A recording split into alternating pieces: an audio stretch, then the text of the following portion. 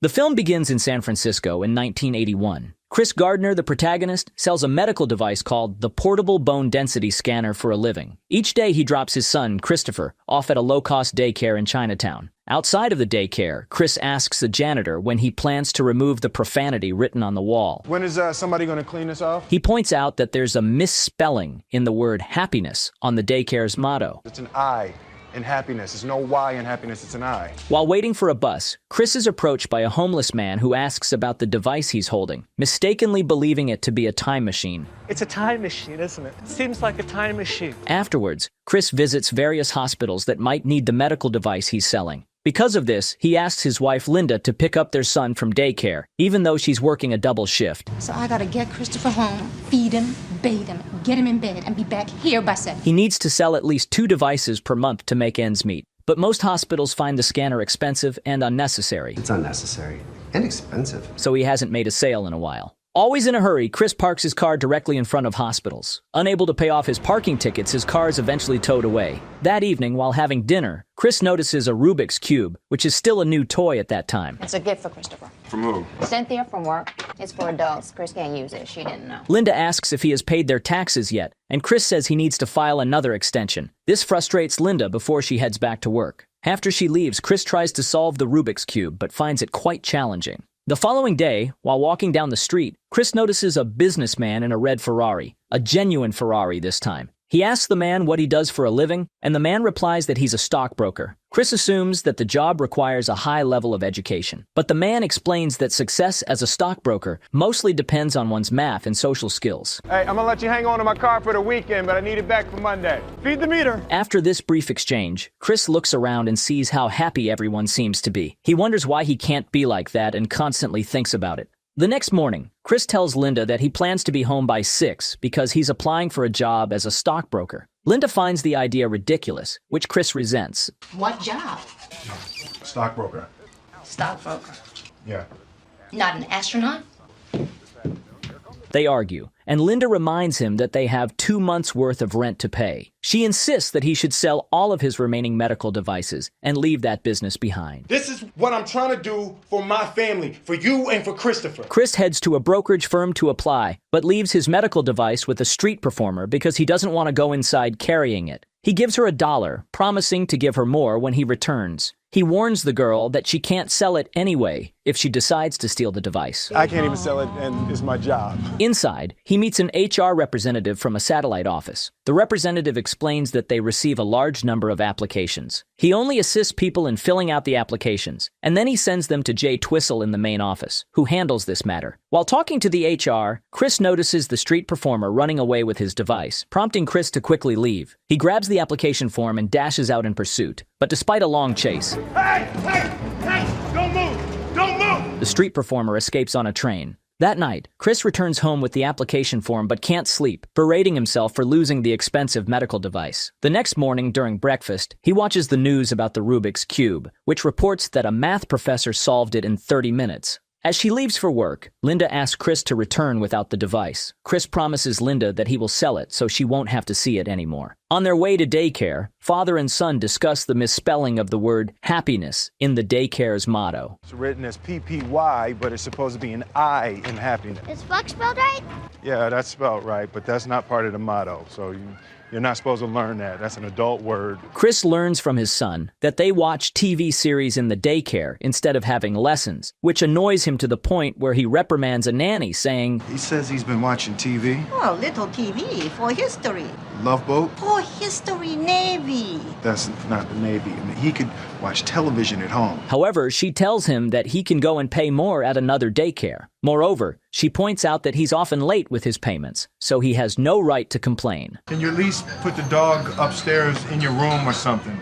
But Afterward, Chris heads to Dean Witter Reynolds to submit his completed application form directly to Jay Twistle, the head of HR. Their conversation is brief because Jay is in a hurry. After leaving the office, Chris spots the street performer and her accomplice carrying the stolen medical device. Hey! Enraged, he chases after them, Trying to evade Chris, the performer jumps onto a bus. Chris narrates that he spent his life savings on these machines, I spent our entire life savings on these things. believing them to be revolutionary. I even asked the landlord to take a picture. But most hospitals and doctors saw them as unnecessary luxuries. So if I lost one, it was like losing a month's groceries. After a determined chase, he finally retrieves his device. Sitting at a bus stop, Christopher reminds his father of the promise to sell the devices. You're not supposed to have any of those. Yeah, I know. You have two now. Later that day, Linda notices both devices at home and becomes thoroughly disappointed. After giving their son a basketball for his birthday, Chris tries to explain to Linda what happened earlier, but she doesn't want to hear it.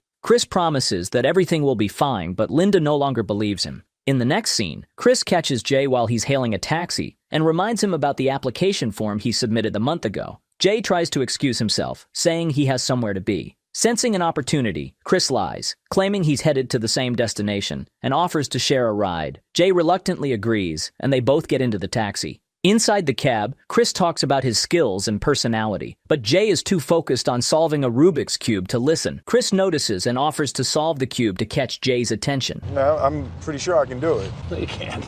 Let me see it. Skeptical, Jay hands it over. Chris explains the mechanics of the puzzle while working on it, and the taxi driver listens intently, holding his own cube in his hand. Jay jokes that he'd drive around all day just to see Chris solve it. Before Jay reaches his destination, Chris completes the puzzle, impressing both Jay and the driver. Good job. However, Jay leaves Chris behind, which means that Chris has to pay the fare. With only $5 in his wallet, Chris tells the driver to drop him off a couple of blocks away. When the car stops at a light, he tries to flee, but realizes he left his medical device behind. He runs back to grab it, I'm sorry! I'm sorry! prompting the driver to chase after him, threatening to kill him. Chris manages to escape by diving into the subway and boarding a train. However, as the doors close on his hand, he loses the medical device. The same homeless man who mistook the device for a time machine sees it left behind. That evening, Chris calls Linda to apologize for not being able to pick up Christopher from daycare. Furious after missing her shift, Linda tells Chris that she and Christopher are leaving.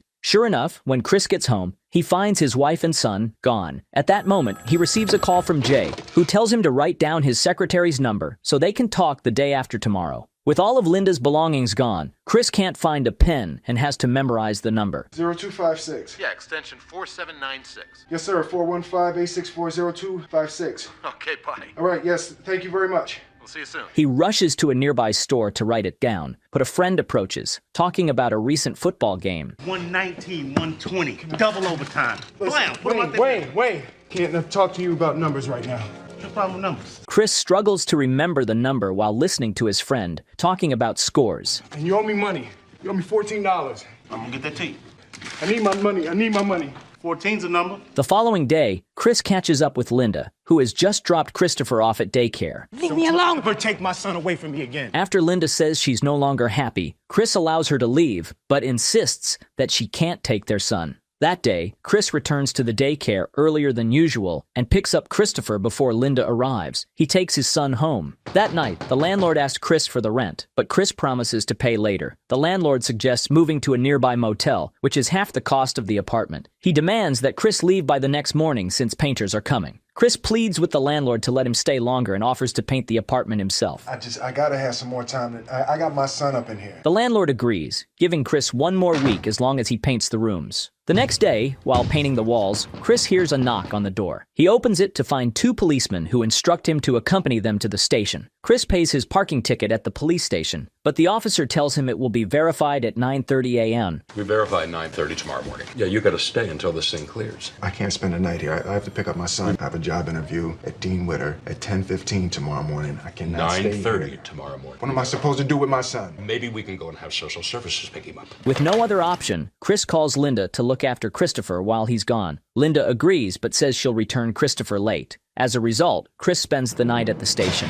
The following day, Chris rushes to his interview at Dean Witter Reynolds. With no time to change, he arrives still wearing the same clothes from the day before. Embarrassed by his disheveled appearance, Mr. Gardner. he initially doesn't respond when the secretary calls his name. Eventually, he enters the interview room, and the panel visibly reacts with disappointment at his unkempt look. Chris bluntly explains that he was arrested the previous day for not paying parking tickets. I've been sitting out there for the last half hour trying to come up with a story that would explain my being here dressed like this. And I wanted to come up with a story that would demonstrate qualities that I'm sure you all admire here, like earnestness, diligence, and I couldn't think of anything. So the truth is, I was arrested for failure to pay parking tickets. Parking tickets? And I ran all the way here from the Polk station. During the interview, Mr. Frome, the head of the panel, appears unimpressed. Jay, Yes, sir. how many times have you seen Chris? I don't know. One too many, apparently. Is he ever dressed like this? No, jacket and tie. Oh, he's been waiting outside the front of the building with some 40-pound gizmo for over a month. However, Chris's communication skills shine through, and he manages to make the panel laugh, easing the tension in the room. What would you say if a guy walked in for an interview without a shirt on, and I hired him? He must have had on some really nice pants. Afterward, Jay congratulates Chris for impressing the panel despite his informal attire. However, Chris tells him that he'll think about the job because he learns that there's a 6-month intern period where he will not be paid at all. But Jay urges him to continue. You know what I'll look like if you back out? You know what I'll look like to the partners? Yes, an ass a-hole. Yeah, an ass a-hole. All the way. Tonight, I swear, I will fill your spot, I promise. On his way home, Chris reflects on the risks of the job. No salary for 6 months, and only one intern will be hired at the end of the program. If he fails, he can't even apply the 6-month training to another brokerage. All of this makes Chris hesitant. His only resource for the next 6 months is his 6 scanners, which he can still try to sell. After the interview, Chris heads home to finish painting the walls before Linda and Christopher arrive. Later, Linda returns with their son. That night, as Christopher sleeps, Linda tells Chris that she plans to move to New York to work as a waitress. Chris agrees, on the condition that Christopher stays with him. Believing that Chris can take care for their son, Linda tearfully leaves them for good. By the way, does anyone know what this lever is for? Write the correct answer in the comments. I wonder how many people know the correct answer. After she leaves, Chris calls Jay's secretary and leaves a message. He's in. The next day, Chris and his son move 2 blocks away to a nearby motel with the help of Chris's friend, who owes him $14. Since it's Saturday, Chris takes Christopher to play basketball before heading out to sell a bone density scanner. While shooting hoops, Christopher tells his father that he dreams of going pro. Chris, however, discourages him, saying that he was below average in basketball when he was young, and that Christopher will likely end up the same. Not this. I don't want you out here shooting this ball around all day and night, all right? He suggests that Christopher aim lower, but noticing the disappointment in his son's face, Chris encourages his son not to let other people tell him that he can't do something, not even him. Don't ever let somebody tell you you can't do something, not even me. You got a dream, you got to protect it. People can't do something themselves. They want to tell you you can't do it. You want something, go get it, period. They then head to a hospital to sell the scanner, and the hospital agrees to buy it, giving them some much-needed cash. When cashing the check, Chris lets his son buy a chocolate bar. The following day, Chris starts his internship, learning about the trade. The internship coordinator tells the group they need to do whatever it takes to attract clients. But if you have to have lunch with them, have breakfast with them, if you even have to babysit for them, you will do whatever it takes to familiarize them with our packages. He explains that in addition to passing the exam, they'll need to secure contracts to be hired. During his lunch break, Chris meets Mr. Frome on the street. Their conversation is cut short when Chris spots the scanner he lost during his escape from the taxi driver. He sees a homeless man carrying it and chases after him, only to be hit by a car. The driver politely asks if he's okay. Hey, asshole! Are you alright, asshole? But Chris realizes that one of his shoes has fallen off. He limps back to the program with just one shoe. Hey man, you're missing a shoe. Oh, yeah, thanks. Thank you. And must go around the city like this for the rest of the day. Dad, you don't have a shoe. Afterward, the film shows a series of scenes where Chris is constantly ordered around to buy things for his internship coordinator. He feels underrated and unappreciated. Every day after his internship, Chris rushes to catch the bus by 4 p.m. to pick up his son from daycare, and then takes the crosstown bus to make it home by 10 p.m. He continues to struggle with rent payments at the motel. Hey, Chris! Hey, Ralph. I'm waiting! All right, I got that for you, Ralph. I'm gonna get that for you. At the brokerage, all the interns work their way through call sheets, contacting potential clients from the bottom up, aiming to eventually reach CEOs. Although interns are expected to stay until 7 p.m., Chris needs to pick up his son, so he only has 6 hours instead of 9 to do his job. To maximize his time, he's not hanging up the phone in between calls, saving 8 minutes each day. He also avoids drinking water to cut down on bathroom breaks. Despite these measures, after 2 months, he still can't progress through a full call sheet. Frustrated, he decides to break protocol and jumps up the list, calling to the CEO of the company directly. To his surprise, he manages to secure a meeting with Walter Ribbon. Can you be here in 20 minutes? 20 minutes, absolutely. Just had someone cancel. Come now. I can give you a few minutes before the 49ers. Monday Night Football, buddy. As he's rushing out of the building, his internship boss asks him to move his car. Chris explains that he has a meeting with Ribbon, but the boss insists. And you have to jimmy that. Jimmy what? You have to jimmy the key. And the other doors don't unlock. Chris wastes precious time struggling with the jammed door and searching for a parking space. Unable to find one, he drives to Walter Ribbon's office in his boss's car, but gets caught in traffic, causing him to miss the meeting. I'm Chris Gardner. I have an appointment with Walter Ribbon. Oh, you just missed him. On his way back, he finds a parking ticket under the windshield wiper. That night, at a diner, Chris fills up a check to pay that parking ticket. Parking ticket.